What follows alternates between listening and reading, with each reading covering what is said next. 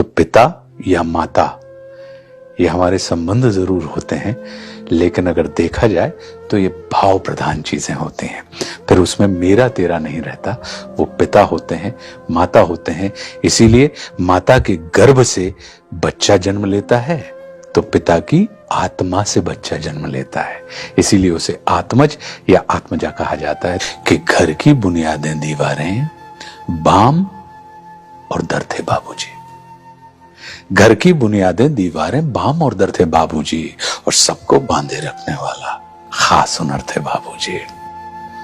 उनकी ही आवाज हमें हर सुबह जगाया करते थे।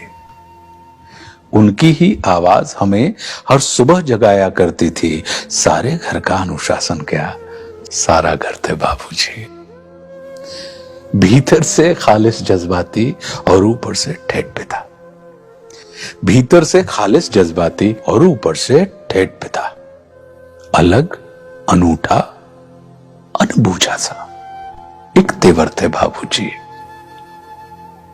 और 3 मोहल्लों में उन जैसी कदकाठी का कोई न था।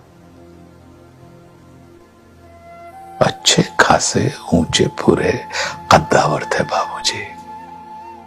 3 मोहल्लों में उन जैसी कदकाठी का कोई न था। अच्छे खासे ऊंचे फुरे कद्दावर थे बाबूजी। और अब तो उस सूने माथे पर कोरेपन की चादर है। अब तो उस सूने माथे पर कोरेपन की चादर है। अम्मा जी की सारी सजधज सब जेवर थे बाबूजी। कभी बड़ा सा हाथ खर्च थे, कभी हथेली की सूजन। कभी बड़ा सा हाथ खर्च थे, कभी हथेली की सूजन। मेरे मन का आधा साहस, आधा डर थे बाबूजी।